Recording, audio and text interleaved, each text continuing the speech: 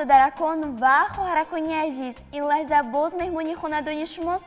Барномаи навбатии Доно 1 бо иштироки тарбиятгирандагони кӯдакистони рақами 128 ноҳияи Фирдавсӣ.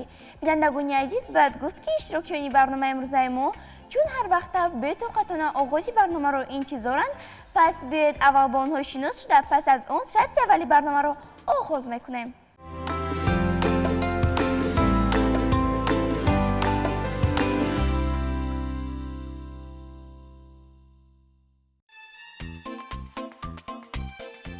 меҳри нисо 6 сола аст. духтараки чақон ва хушчақчақ мебошад.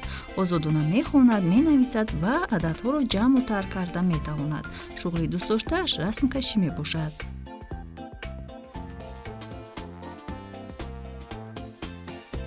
азиза, ӯ низ 6 сол дорад. азиза зеҳни тез ва нутқи буроро дорост. вай низ ҳама ҳарфҳоро мешиносад ва ададҳоро ҷамъу тарк карда метавонад. шуғли дӯстдоштаи азиза гӯш кардани афсона мебошад. дар машғулиятҳо хеле фаъол аст. расмина духтараки боодобу ширин сухан аст. зеҳни тез ва нутқи буро дорад. дар машғулиятҳо хеле фаъол буда мехоҳад дар оянда муаллима шавад. парвина дониши хеле хуб дорад. шеърҳои зиёдеро азбар кардаасту нутқаш бурост. парвина мехоҳад дар оянда духтури кӯдакон шавад.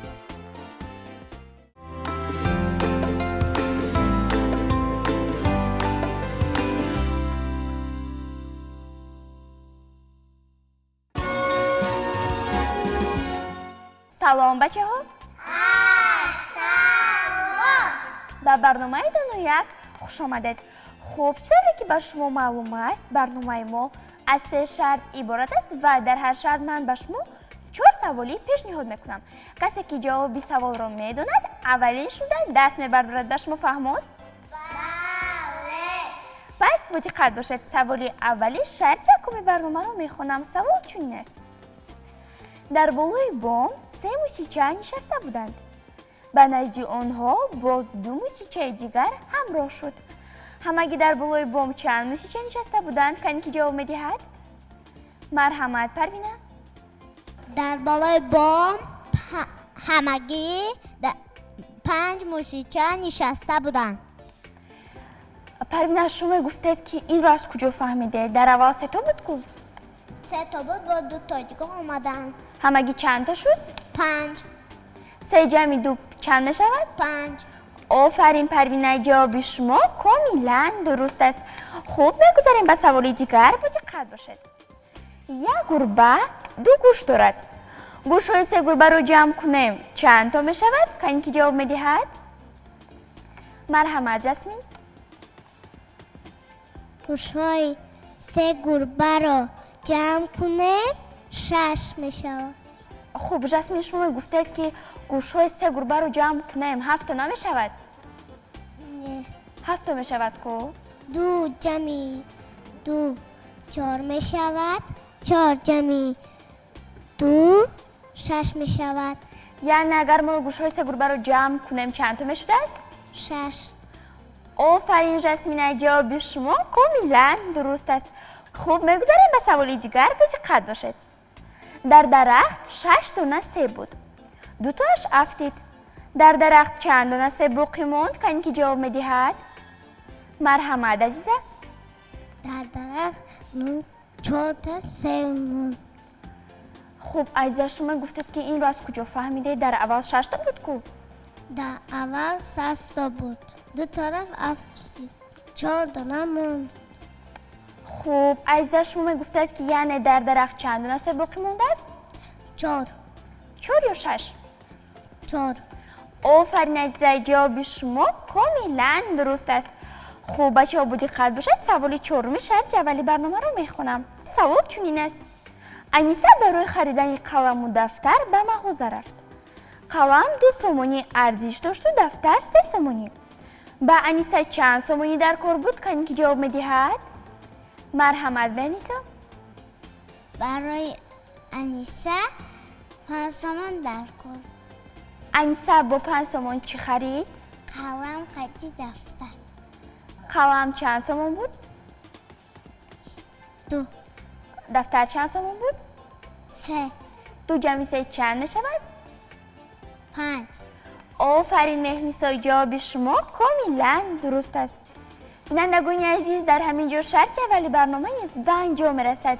باید حقوق به دست آورده اشتراکچیان را در شرط اولی برنامه حساب کرده میگذاریم به شرط دومی برنامه.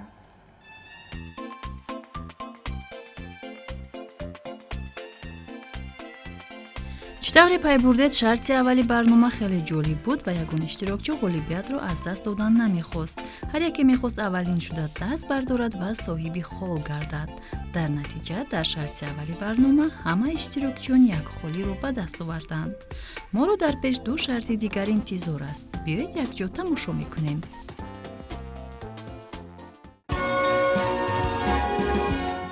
خب بچه ها، بودی قرد باشد سوال اولی شرط دومی برنامه رو میخونم. سوال چون است: از بابایم گریختم، از بیبیم گریختم. این سخنهای قهرمانی کدام افسانه است؟ کسی که جواب میدهد؟ مرحمت پروینه. این افسانه کلچچه می باشند. این سخنها را کلچچه گفته بود. وقتی آن ای خانه بیبی بابا میگریزد، ای پیشش هر گونه حیوان میبروید و به او حیوانا به این سرود را میخوند. بعد در آخر کی وی را میخورد؟ روباه. روباه با او چی میگوید؟ میگه به بالای بینی مبرا شرط ای سرگو. بعد کلچچه چی کار میکند؟ باور میکند؟ بله، بعد روباه چی کار میکند؟ میخوره. کلچچه رو میخورد. همین خیلی؟ بله.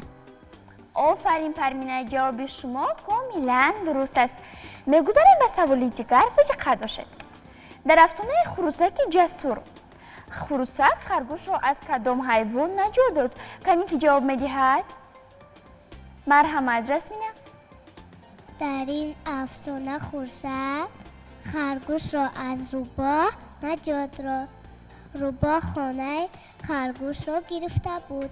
خورسکی در ایل اومده روباه را از خانه خرگوش پیش میکند. بعد خرگوش در خانهش زندگی میکند. آفرین رسمین. رسمین، شما گفتید که در آخر افسانه اگر خروسک خرگوش رو نجات نمیداد به او چی میشد؟ برای خانهش رو گرفته میتونیست؟ نه. برای همین نام افسانه رو چی موندن؟ خورسکی در ایل. آفرین رسمینه، جواب شما کاملا درست است. خب باید قلب باشد سوال دیگر رو میخونم که برای ما شعر قرائت میکنند. همه شعر میدونید؟ بله. بیایید از پروینه آغاز میکنیم. مرحمت پروینه. امام علی رحمان سرور تاجیکستان 100 سال زنده باشد به بخت ما کودکان. آفرین پروینه. مرحمت رسمین. ای مادری جان، ای خوسترزی جان، در روز عیدت شعری مرا خوان. عیدت مبارک، عیدت مبارک. آفرین رسمین. مرحمت عزیزه. این زمین و این چمن، این حیات و این وطن باشد با جان برابر سیمه مثل من. آفرین عزیزه. مرحمت مهمیسا. بهار آمد، بهار آمد، گلی سبزان قطار آمد و دختان وقتی کار آمد، بهاری لاوزار آمد. آفرین مهمیسا. خوب بچه ها، سوال چهارم رو میخونم. با دقت باشید.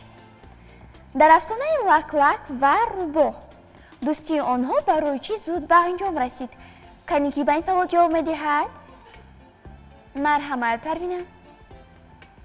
وقتی لک لک خانه روباه می رود، روباه در طبقچه اوقات می آورد. لک لک از آن خورده نمی تواند. میشند و گرسنه خونهش می رود.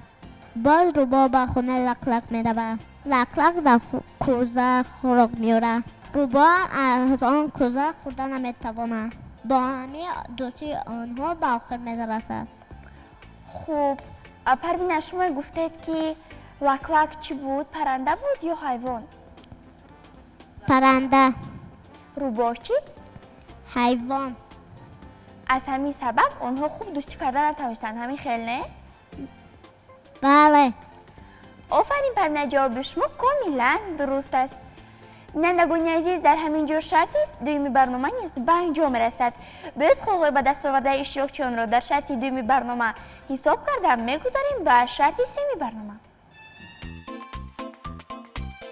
саволҳои шарти дуюми барнома доир ба афсона ва филмҳои тасвирӣ тартиб дода шуда буданд. дар ин шарт низ иштирокчиён ғолибиятро аз даст додан намехостанд. кӯшиш мекарданд аввалин шуда ба савол ҷавоб гардонанд. дар натиҷа меҳринисо ва азиза 1 холӣ, жасмина 2 хол, парвина бошад 3 холро соҳиб гашт. бо мо бимонед ва натиҷаи шарти сеюмро якҷо тамошо мекунем.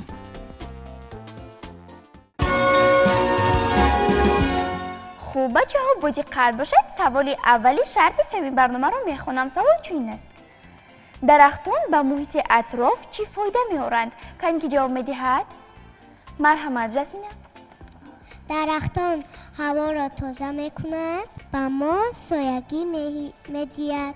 خوب جسمینه، باز بعضی درختان به ما چی میدهند؟ باز هستند درختانی میوه ها، آنها به ما میوه میدهند. جسمین، شما میگفتید که از میوه هایی که در درخت میروید شما کدامش رو نقض میبینید؟ میوه دوست داشته من سیب است. سیب شیرین رو نقض میبینید یا سیب ترش رو؟ شیرین. آفرین جسمین، جواب شما کاملا درست است. میگذاریم به سوال دیگر. با دقت باشید. سوال چنین است: گلی کدام رستنی آفتاب رو زیادتر دوست می‌دارد؟ کسی که جواب می‌دهد؟ مرحمت مهنیسا. گلی آفتاب پرست آفتاب را بسیار دوست می‌دارد. خوب مهنیسا، شما گفتید که همین رنگ آفتاب پرست چگونه است و چه رنگ دارد؟ زرد. رنگش زرد است و مثل آفتاب همین خیلی نه؟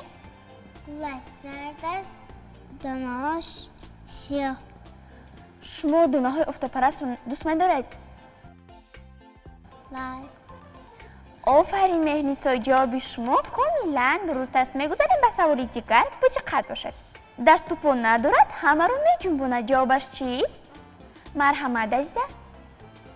جوان ایچلان سامان میباشد. آفرین عزیزه، جواب شما کاملا درست است. میگذاریم به سوال دیگر. با دقت باشید. سوال چنین است: نام 5 حیوان وحشی رو نام بر کنید. کسی که نام بر میکند؟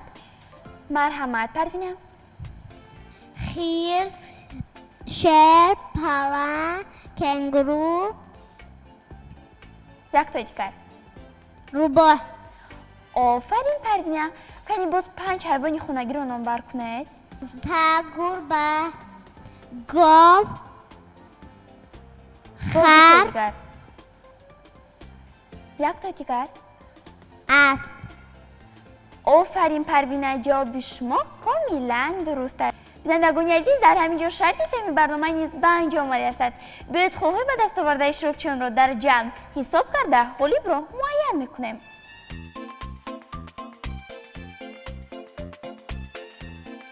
дар шарти сеюми барнома низ ҳар як иштирокчӣ пешдастиро аз даст додан намехост. чунин шарти охирини барнома аст. кӯшиш менамуданд холҳои бештарро ба даст оранд ва дар натиҷа ҳама иштирокчиён тавонистанд як холиро соҳиб шаванд. ҳамин тариқ баъд аз ба анҷом расидани се шарти барнома, меҳринисо ва азиза 3 холӣ, жасмина 4, парвина бошад 5 холро соҳиб шуд. яъне аз ин бармеояд ки ғолиби барномаи имрӯзаи мо парвина мебошад. парвина, ғолибият муборак.